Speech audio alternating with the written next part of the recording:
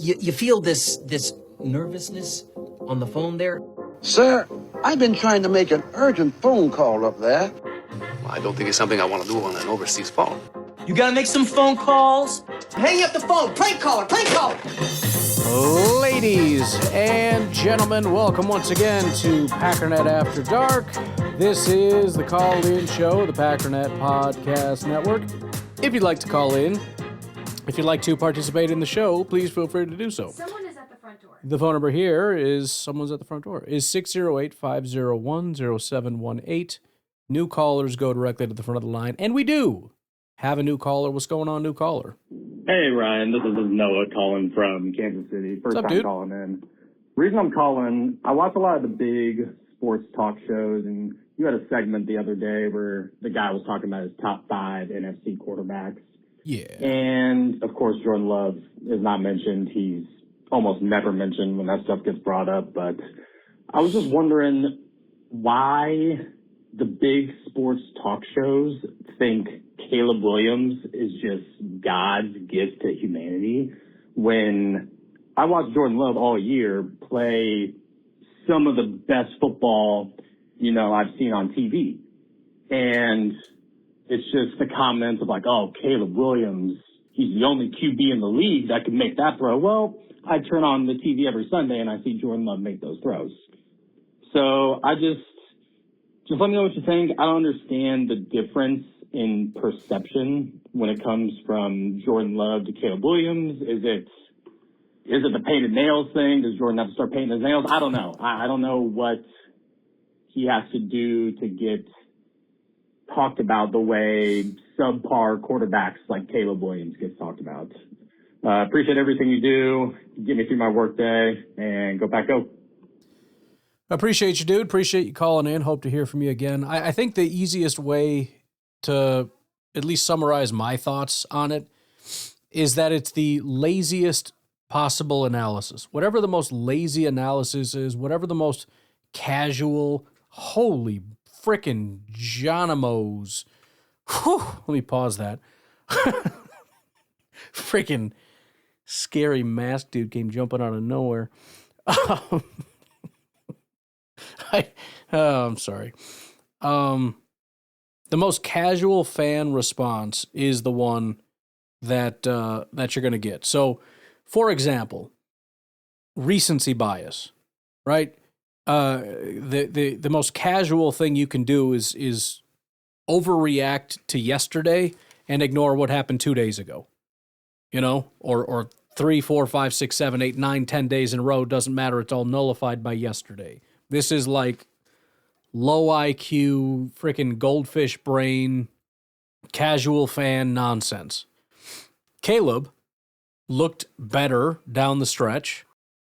Jordan did not. Well, I shouldn't even say that. Jordan did, which is kind of part 2 of this. Jordan looked fine, but the team didn't. And so team success is also attributed. Caleb didn't look super elite, but he looked good win. At the end of games, when the team wins, so that's burned into your brain. The Packers lose, and so Jordan isn't really a winner, and he just doesn't look that good, and he doesn't make the big play, and he doesn't do the. And look, I think Caleb does have unique arm talent. Jordan does too, but I think maybe you probably have to, if we're being honest, give it to Caleb in terms of just having like, holy crap, like one of the best arms I've ever seen. I mean, it's up there with Mahomes. It's right at that level. It might be slightly better if I'm being completely honest. But again, it's just a tool. It's not the whole package. Justin Fields had an incredible arm on top of having some of the best legs I've ever seen from a quarterback. It wasn't quite Lamar, but at the same time, he was almost better in the escapability. It was kind of like Caleb. Caleb may be a little better at escapability, but you take that escapability and the ability to run, and it was freaking scary. And he could make some highlight throws on occasion. I mean, we went through the same bull crap with Justin Fields. Only Justin can make that throw. And don't let them tell you that they didn't say that, because they absolutely said that about him too. And so you've got highlights, you've got the late season jump, not to mention, again, I don't know exactly what it is, but everybody's ready to start hailing Chicago quarterbacks. They've been doing it since Fields, and it just rolled right over into Caleb. They've been praising Chicago quarterbacks every single day since Justin Fields got in. And for whatever reason, they do not want to give that to Jordan. They never have. I've been talking about this for a while, but it seems like there is a general sort of like, we're tired of Green Bay kind of thing. We're tired of talking about Green Bay. Now, if the Packers were a dynasty and were winning a bunch of Super Bowls, then they'd be talked about. But right now, it's kind of I'm over it. I'm ready to talk about something else. And so, the Packers have to be twice as good to get half the amount of coverage. And honestly, yes. I mean, if he did paint his nails, if he did, throw more reckless balls to maybe triple his interceptions, but at least double his highlight throws, then yeah, he probably would be moving up the rankings. But, at the end of the day, I mean, honestly, these people are just stupid. That or they're not stupid, but they're pretending to be, which honestly, I don't really see much of a useful distinction there. If that's how you want to portray yourself, then that's how I will acknowledge you as that, I will respect your chosen identity as an idiot. I identify as an idiot. Well, okay, I respect that. I respect your right to exist as an idiot.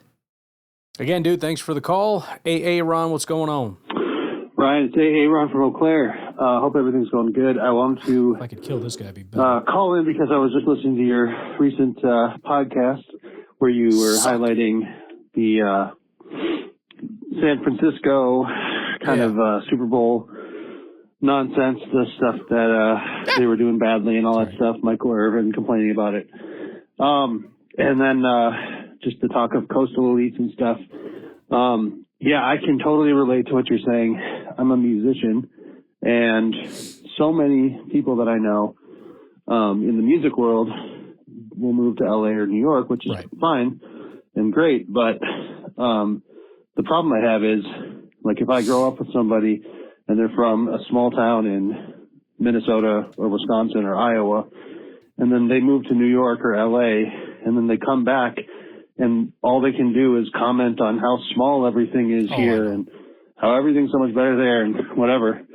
I knew someone that grew up in Minnesota and then spent like a few years in New York and then moved back to Minnesota and was like, yeah, Minneapolis is basically just a small town.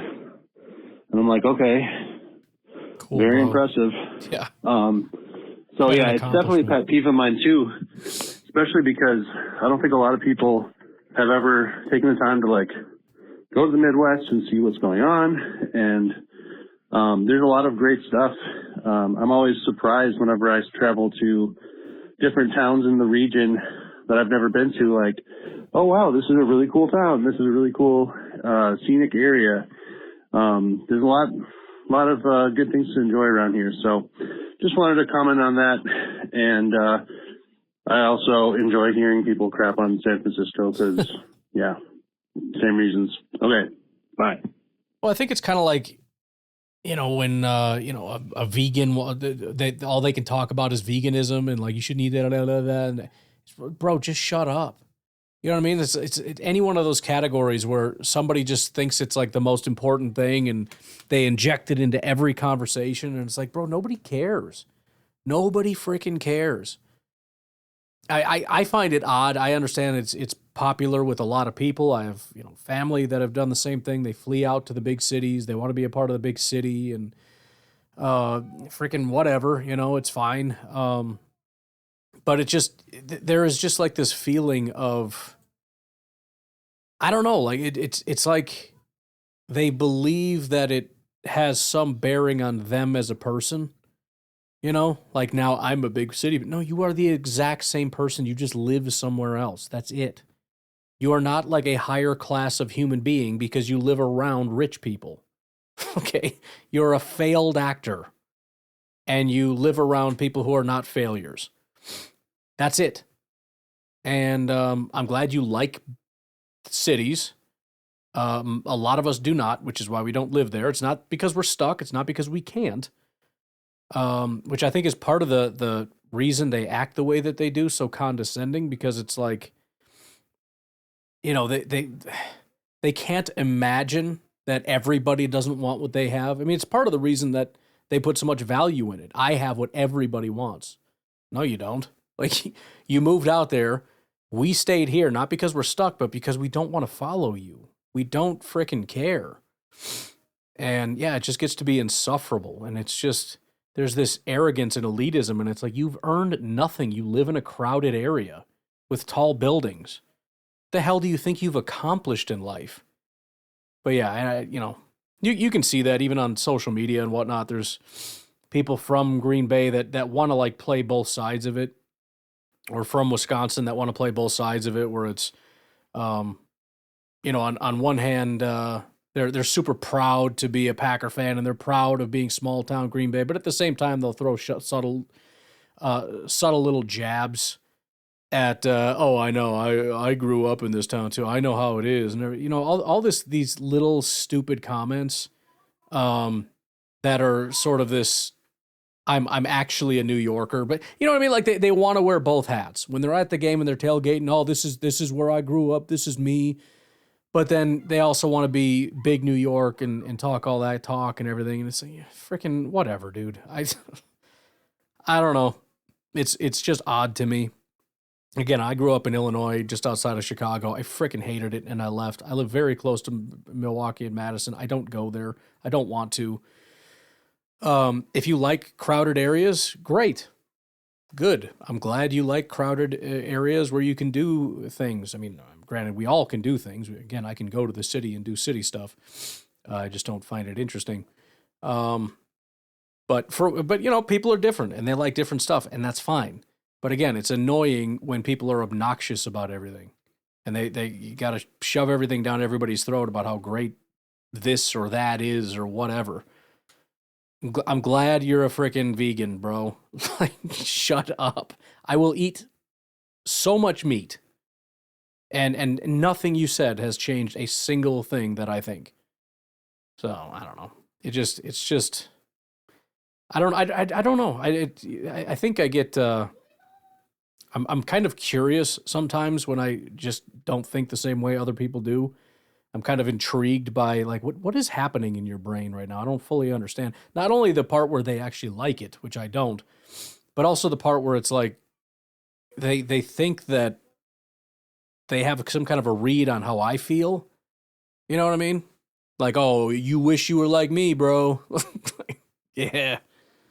Yeah, dude. To be clear, I have a hard time convincing myself to walk in my backyard to start my grill. So if you think I was in LA and I'd be out at the clubs, you're out of your freaking mind. Like, oh, it's all the way outside. Gotta like go in the shed and get the charcoal and pour it and light it and blah. Bro, I'm not dressing nice and going to a club and drinking $400 drinks so I can dance around like an idiot. Or I don't know what you guys do out there. I have no idea. Clubs are the only thing I can think of. I don't know what's going on out there. I honestly have no idea what the appeal. It's funny too, because it's like, do you guys just do stuff all the time? Because I think about like if I lived in the city, you just go out to eat at steakhouses every day, or I mean, if you're shockingly rich, I could probably live in a city. Like there is a chance I would move to Chicago if I was a billionaire, because I would just have limos pick me up and drive me to steakhouses and all the nice fancy restaurants and do all the fancy stuff. Maybe I might do it. And if I don't feel like it, I'll sit in my house and nobody will be I'll be up in my sky rise. I can't even hear the traffic. But if you make like a normal living and you live in some crap apartment because everything's super expensive, but you decide to pay a premium of just living in the city that you can't afford anyways, what the hell are you doing? Anyways, sorry, that's too much city talk. Hey, this is Deco from Idaho. We got some snow yesterday. What's up? Very beautiful. I mean, it's all gone now, but the hills around us are covered in snow, and that always looks pretty awesome. So I got to hand it to, I had a giggle today listening to your podcast. It wasn't from you. You giggle me. Oh, Okay. Right. Whoa. Well, You fine. make me laugh sometimes, too. But Mike Hebring, a.k.a. Packer superfan, was talking about the whole pistachio thing and how everyone's already been hired and other, you know, it said, at least we have the best of what's left over. That made me laugh. That is a very unique way to look at it. Mike, thank you for being positive. But yeah, I mean, it kind of does suck. Like, who are we gonna get now? I don't know. Anyways, I just wanted to drop that little note. Thanks, Mike, for making me laugh. Ryan, thank you for all you do for allowing that to happen. And go back. Shout outs are always welcome. Mike is always there to put things into proper perspective for sure. I really do, by the way, want to start looking into the Hall of Fame thing. I forgot about it until now that I mentioned, and I don't want to forget about it. So I'm just going to say it out loud to help me remember 2 days in a row. And I think that would be fantastic. If nothing else, we can do the call-in Hall of Fame, but I think it would be fun to do the rest of them as well. Why don't we take a break? We'll be back with Randy from Minnesota.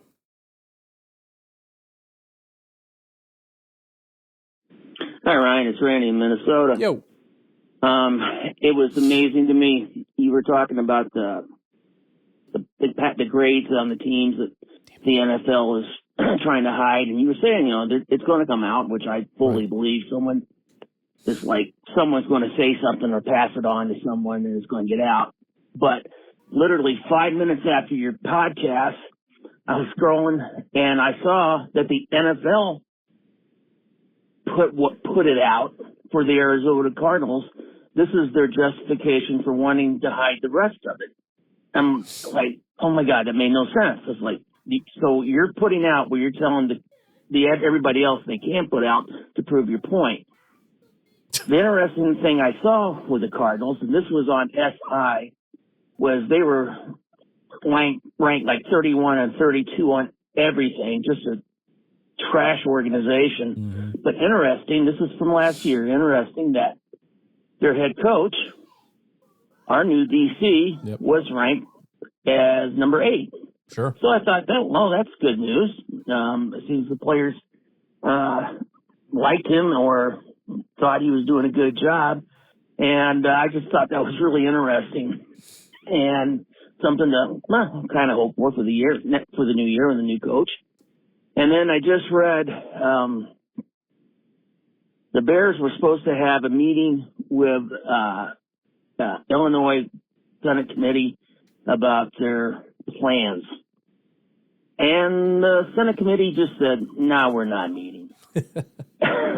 I'm like, I don't understand why the Bears, at some point, they're just going to have to cut bait and say, look, yeah, we're going to Indiana because Indiana jumped right in and they've already passed a bunch of things to make this thing happen. And it's just funny. Anyway, that's all I got. A little off-season drama. Go Pack, go. Bye. Oh, it's glorious stuff. I obviously spent a lot of time, I'm hoping you heard it, Randy, talking about that whole situation and a little bit more tomorrow. I don't want to spend all of our off-season talking about it, but there was a couple other things that popped up that I found pretty hilarious. But, sorry if you hear the kids screaming in the background. But I'm honestly just satisfied that essentially there is a 0% chance I'll be staying in Chicago. It's not actually 0, call it 3% or something. But again, I honestly don't care. Even if they stay in Illinois and move to Arlington Heights, they're not Chicago anymore. And again, getting back to the elitist stuff, all that goes out the window. They never get to use that ever again. Even if they're in Arlington Heights, I never have to hear these idiots blather on about how Chicago is so much better than Green Bay. Excuse me, not Chicago, Arlington Heights. Okay. So it's going to be several more years in Chicago. By the way, I don't know if it's going to be 3, 4, or 5 years in Chicago or however long before they eventually actually build a facility and get moved into it. But let's see, what is it, 2030-ish, 2031? So yeah, call it 5 years maximum, I would say. That's how much time they have to have a 4,000-yard passer. And the funny thing is, I'd be willing to bet they're going to add another game in that span. And that's probably going to be the thing that pushes them over the top, which is unfortunate because Chicago probably will get a 4,000-yard passer, but it's also hilarious that that's more than likely what it's going to take. Hey, Mac Daddy, it's Garrett from Southern Illinois. Well, I don't know what made me happier this last weekend. Getting to do naked jujitsu with my wife on Valentine's or finding out that Versace has stepped down. What the heck? It's a toss-up, but After dark, nonetheless, indeed. I'm pretty stoked. So it remains to be seen how and when things will change and improve, but I'm willing to bet, and I'm sure a lot of people are too, that sometimes subtraction is an addition. And it hasn't been working for a while, and I think we all can agree on that. We don't know what goes on behind the scenes, but the product on the field says enough. So, adios. This guy's head just will not come off. Well, I appreciate the update on your marital situation. That's great to know that that's a thing. Yeah, hilariously, one of the other things we talk about tomorrow are some of the special teams guys that they've looked at, and like 2 of the 3 are guys that have never proved anything, and their track record seems quite bad, but they have close ties to Bisaccia. So they just have an unhealthy relationship with Rich Bisaccia, and they can't let go. So I have a draft question for you, Ryan, Sure. regarding specifically Green Bay Packers on past moves, the way Goody has done things when he has needed something, kind of like a obvious need. He has picked more than once on that, Sure. and sometimes even 3 times on that one position to make sure that increase the odds of maybe getting a hit. And considering the draft, them not having the first round, and certain defensive positions being deeper in second, third, fourth, fifth, however you want to lay it out, my guess this year is that it would be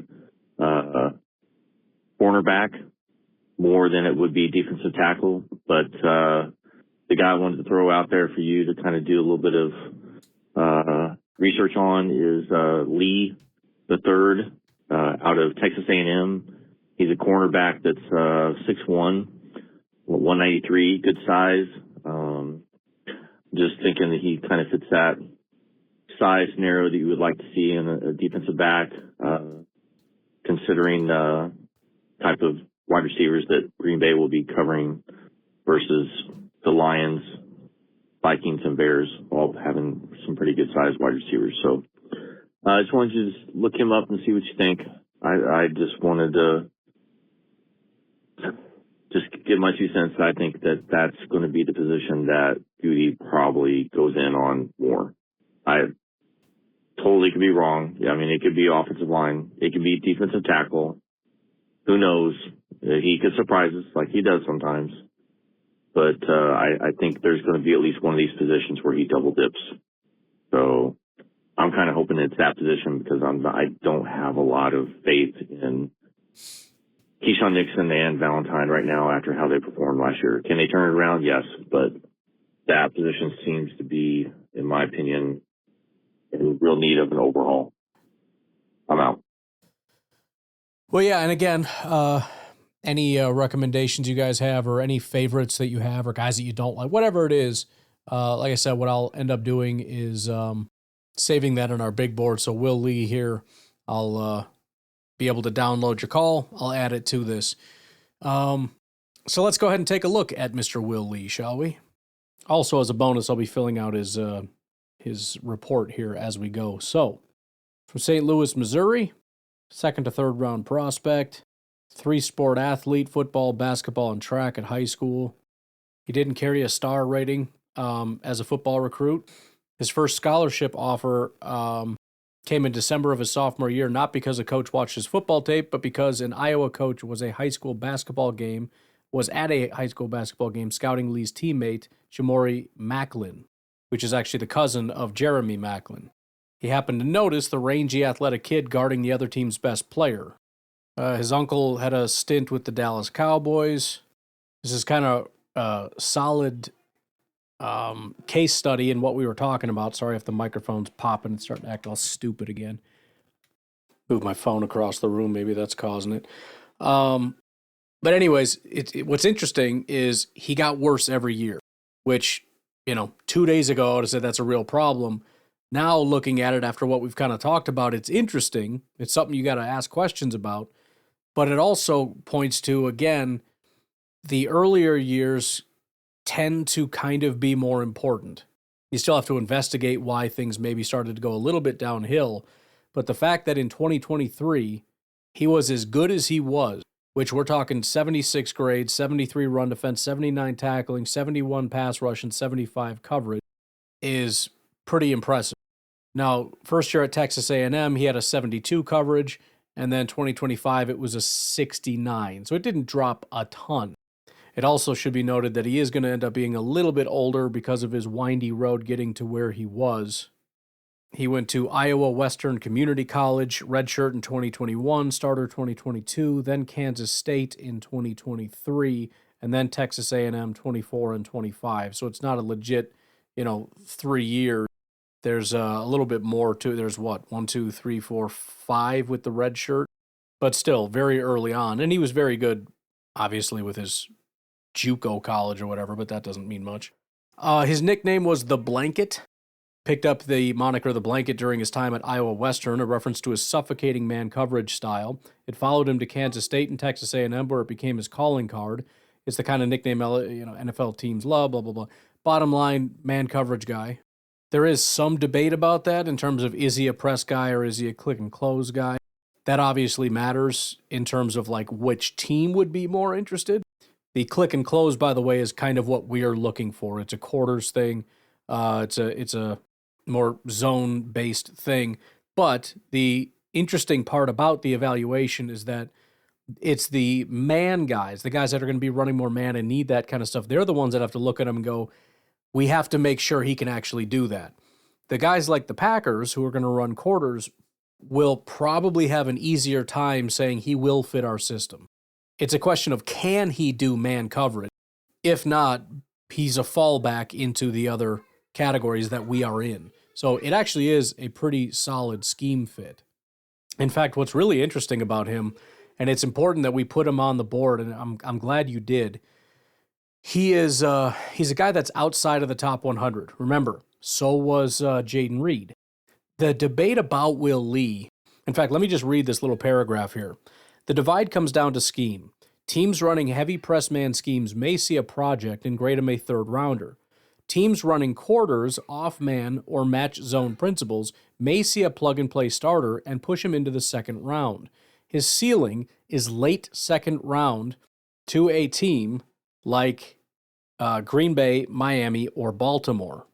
So, I mean, this is it just, man, this feels like such, I mean, what is his, did he officially weigh in? I think he did. Yeah, so he is, I think PFF is updating their stuff.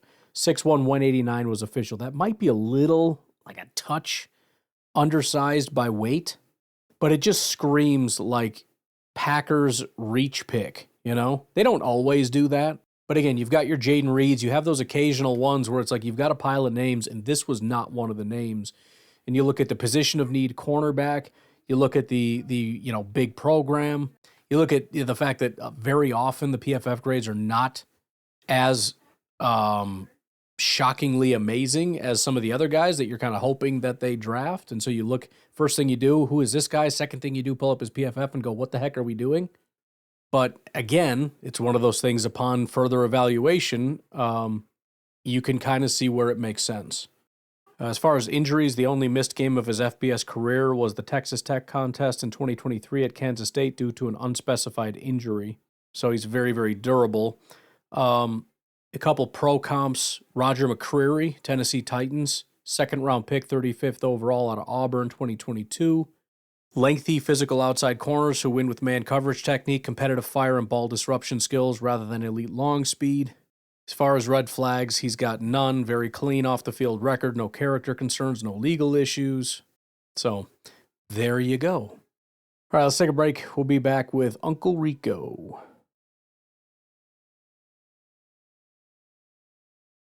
Yo, Ryan, it's your uncle, Rico. Yo. I think it's Thursday night. Is it Thursday?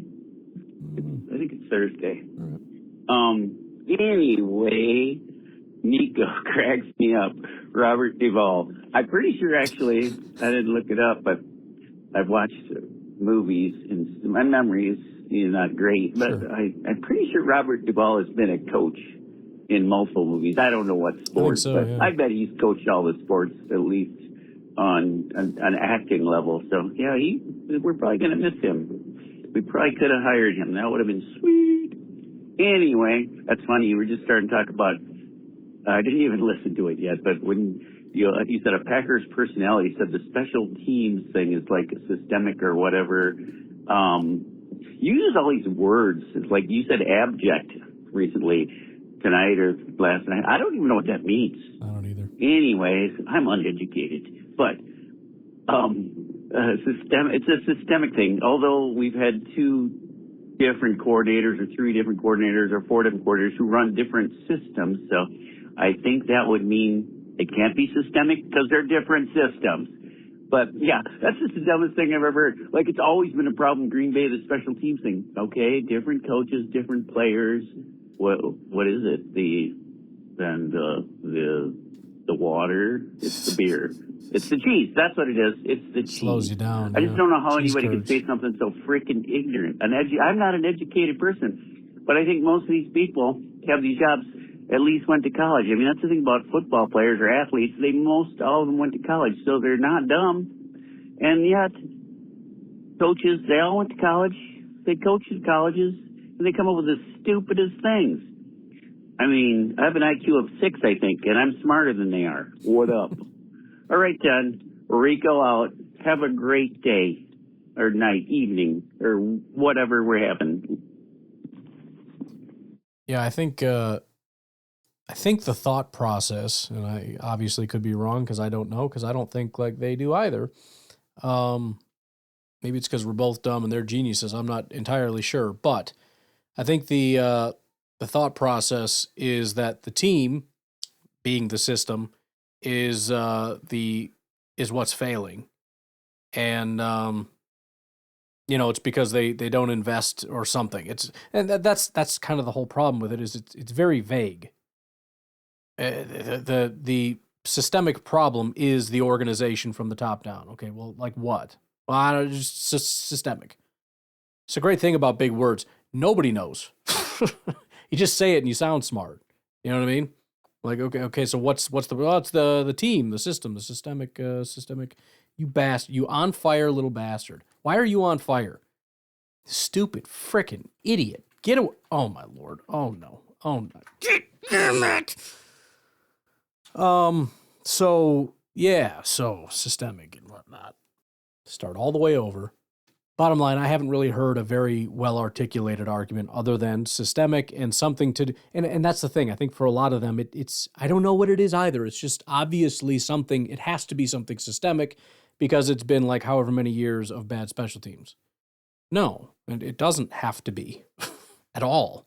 So if that's the best you got is it has to be, I can confidently say you're wrong. You're just not thinking correctly. I was on my rant about California yesterday. Yeah. And I'm just listening to your podcast today talking about Arlington Heights and trains.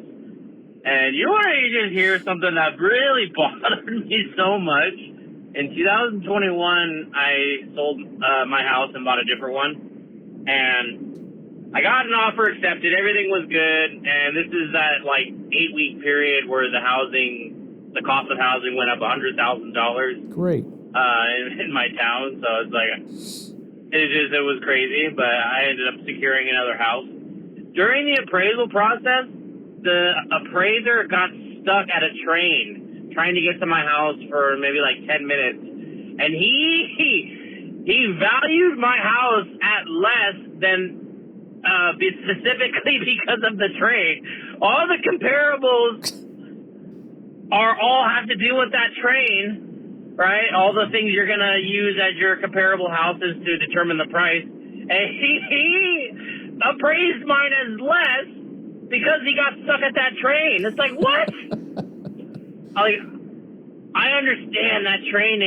I hate that train when we get stuck there because there's a lumber yard that comes off the Sierras right there, the Sierra Nevada Mountain Range. Sierra Pacific Industries gets to that into that train system, and we have a lumber yard where they drop wood off. But like I don't even know. I don't even know what to say. Like this guy, he did the appraisal, and he specifically just like, oh, your house is worth less just because I got stuck in the train. It's on the paperwork. It's the craziest thing, but.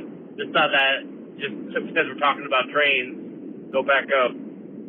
That dude just got super pissed about being stuck at that stupid train, which I remember as a kid because we had a train right by our house, and there's trains all over the place over in, kind of by the O'Hare area. Like I said, we were right by the airport, so there's trains everywhere. You'd always get stuck at trains, and I just remember my dad throwing violently into park and just being pissed about, here we go, we can sit here for 20 freaking minutes. So it is a rage-inducing thing when you get stuck behind one of those trains, especially if, you know, the person isn't necessarily used to it, or maybe if they are, then they're pissed off just as well because they're tired of it.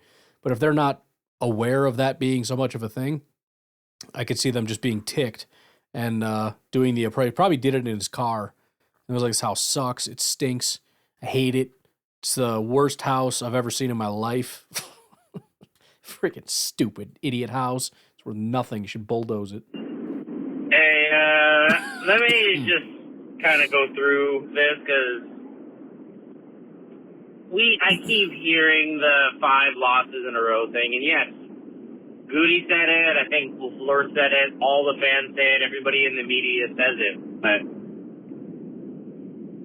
if you want to really talk about emotional and the momentum leader in this team, just say it real quick. I'll give you 3 seconds, okay? Just go ahead and say it. Who is the emotional leader of this team? Go. I don't know. The answer should be Tucker Kraft, all right? Okay, all right, fair enough. Now, you lose Tucker Kraft. In the middle of the season when we got Watson back, we got on a pretty good run. And you're in Denver. You have 9 wins, 3 losses, okay?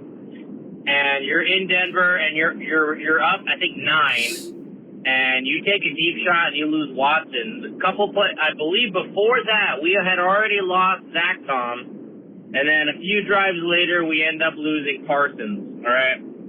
Now, this team was a young team, okay? The youngest in the NFL, and this offensive line is built with a lot of project guys, but the draft profile of Anthony Belton is he has the potential to be a great player. He just needs to build up his confidence. The situation with Jordan Morgan, I'm a left tackle. I guess that's my position. Oh, you're going to be left guard. You're going to be right guard. You're going to be right tackle. You're going to move. Not good for his confidence, okay? You're going to have the youngest team. You're going to take away the emotional leader. You're going to take away one of the... I think Christian Watson's one of the leaders of this team. Clear cut. That's why he got the contract, because when Romeo Dobbs was having his issues last year, you got him after he comes back and scores a touchdown. You got him running to celebrate with this guy. Everybody loves Christian Watson. You lose Watson in that game, everybody thinks he's out. You lose Micah Parsons, and you lose your best offensive lineman, who's soft-spoken, not a vocal leader.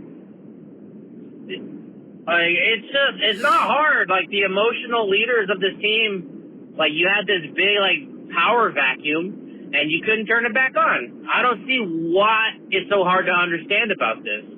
And hopefully Tucker has a good ACL recovery.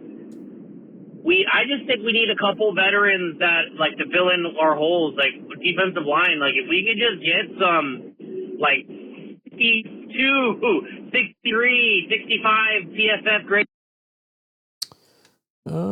Next call. We just need a few defensive tackles to fill in that room, right? We draft a developmental guy. We get a couple baseline mid-60s PFF grade guys just to build our floor, and then maybe we get one corner to help raise our floor. Even if you want to go Trayvon Diggs, I'm fine with that, because he's that good boom or bust player where he can even though he might get beat, he also could, also give you the ball back.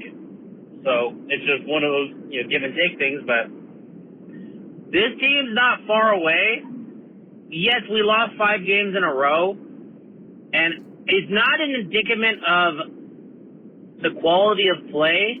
It's an indicament of a power vacuum of leadership, and there's nobody left that is a clear leader to really get these guys going. And yes, they're all professionals, but this is the youngest team. Like Tucker, if we had Tucker all season, I think we would have been able to win that game in the playoffs if we just had Tucker, because he is the emotional leader. Yes, he's on the sideline, but it's not the same. When you're in pads, when you got this guy putting his body on the line for you, and you just see this freaking, Midwest, where is he from? Wyoming, right? Or something like that. North Dakota, South Dakota, wherever this guy's from. He's just, you see him, what he does, the way he carries himself every day. When your brother's on the field with you, you will go that extra mile. And I keep hearing this, oh, we lost 5 games in a row. And I was like, yes, it's an excuse, but there's context to it. We weren't up 9 points on the Broncos for no reason. And yes, in the beginning of the season, when we still had Tucker, we still had a couple games where we came up short.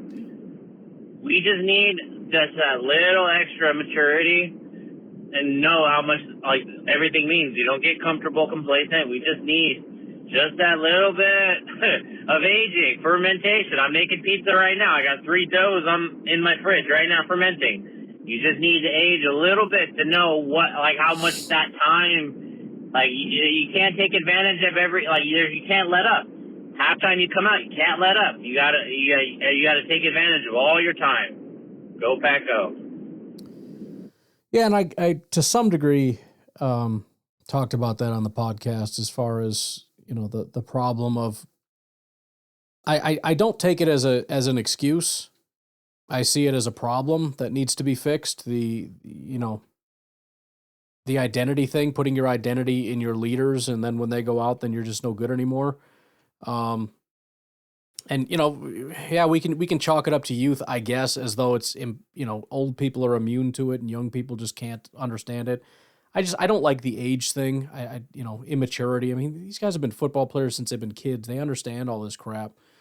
We had this stuff happen with Rodgers in the game and Devontae and all. We had a much older team. We had the same crap happening back then of guys not showing up when our leaders go down. So it's again, you chalk it up to whatever you want. I chalk it up to culture and leadership more so than anything else. The way that this team operates is, and it's not just a matter of if once we get older, then this won't happen anymore. No, it's bull crap. Old people are susceptible to this crap too. And there needs to be a different mentality from the top down in terms of, again, where is your identity? What do you do this for? Because if you're just a guy that's hanging out waiting for Tucker to make a play or to give you a pat on the back or permission, or waiting for, Micah to go out there and do something, and now that he's gone, oh, now we're done, then we didn't exactly come into this season with the right mentality. And so, yeah, as long as they come back and they're healthy, then it's not going to matter. As long as they come back and they're healthy and they don't go out again, it'll be fine. Or we need to frickin' change the way we do things. We got to change our mentality on stuff. And, that's got to start at the top with the way that we coach and teach and everything else. Because, young people are more than capable of comprehending these things. Every Super Bowl champion team has young people on it that are contributing. The Eagles had Cooper DeJean and what's his name? I think as were they rookies when they won the Super Bowl? They didn't have any issues with that situation. So I don't want to hear the age excuse. I just think they got to change their mentality a little bit. They have to I don't know. I don't know how else to say it. They have to change their mentality about stuff and the way that they view things, and they got to start taking responsibility and accountability for the team themselves, and not just be some team that is reliant on a couple guys and falls apart when those guys aren't in it anymore. And look, I'm sure to some degree there's no, when you lose that many people, like every single one of your freaking leaders went out. It's going to be hard to proof that, but we've seen other situations where when guys go out, what happens? They rally around or behind it. So I think it could have gone better. I think it should have gone better, and they have to really address that going forward. And that doesn't mean go add a 32-year-old as though that's going to do a single damn thing, because it's not. They have to change the culture of the locker room. Period. Something that I noticed, I know this is like my fourth time calling just today, but something that I noticed about when Micah went down is we made a lot of adjustments that seemed more similar to what we were doing the year before, playing a little bit more aggressively to keep the offense on their toes, right? And that first game against the Bears, we played really well. We lost. The first game after the Micah injury is what I'm talking about. We played very well, and the defense held its own. It's just we ended up having a bad fourth quarter. But what I remember, I didn't look at coverages. I didn't look at the blitz rates or anything, but it seems that it was more similar to a 2024 defense, because when we had Micah, just every time we were just dropping into coverage, occasionally we would do some sort of either exotic look or we would do some sort of exotic blitz to change it up. But in general, we're just rotating between different coverages on the back end and just dropping into coverage, rushing for, right? That's just what I wish. Like, we were a little bit more aggressive when Micah was healthy, because I felt like that's when Hatley was in his bag, and that's when is on their toes. But I'd love to see just further evidence. I'm not going to take, because this is what I feel happened. I'd like to see like evidence of that. So I don't know if you can see any of those anything, but that's kind of I want a more aggressive defense where it's just a little bit more chaos. Like I want more. I want 10% to 25% of what Flores is doing thrown into what we're doing. So, well, the issue with that is going to be that all we're really talking about is blitzing more or less, and if you're sending somebody blitzing, then that's somebody that we're relying on to get to the quarterback, and we're making it easier for the quarterback to get the ball out of his hand quickly because we're dropping people out of coverage. And so the reason teams like to, not that you don't know this, but the trade-off is that what we want to do, especially Gannon. So don't go getting your hopes up, because Gannon is not the type of guy that's going to be running the defense that you're describing. His goal is to make the quarterback hold on longer and then try to get to the quarterback faster. And the thing is, Micah makes it less useful to bring extra pressure because he gets to the quarterback so fast. What's the point of sending another guy that's just not going to get there? You know what I mean? If Micah can do it, let Micah do it. Let him get there. If he can't, then sure, we gotta figure some stuff out. But as long as he's getting there, the less the better. I mean, heck, if you could do it with 3, I would do it with 3, because it just means more people in coverage, and it gives Micah more time to get to the quarterback. Because remember, those are the two variables. It's, the quarterback's time to throw and the pass rusher's time to pressure, and we need that time to throw to be longer than the time to pressure. And when you bring extra guys, what you're doing is you're hopefully bringing the time to pressure faster, but you're also opening up windows so that the time to throw also is probably dropping. And what Gannon wants to do is focus on making the time to throw, the time to how long it takes for the quarterback to find somebody to take longer, because that entire time that gets longer just gives all your pass rushers more time to get there. And that's how the Philadelphia Eagles not only had guys like Hassan Reddick, but the entire team was breaking sack records. He didn't do that because everybody just suddenly got elite at pass rushing. He got there because everybody had so long to get to the quarterback because of the coverage. So I wouldn't get your hopes up on more mugged up looks or more creative, psychotic craziness. That's I don't think that's what we're going to be doing. So I would get that out of your head if I were you. We'll see what happens. I mean, we'll see what he ends up doing. I know he got super creative with stuff, especially with Micah not, playing for however long that's going to be. But in general, I think it's going to be a rush 4 defense. All right, I am out of here. Holy cow, it's almost 10 o'clock. That's good timing, man. I will talk to y'all later. Have a good one. Bye-bye.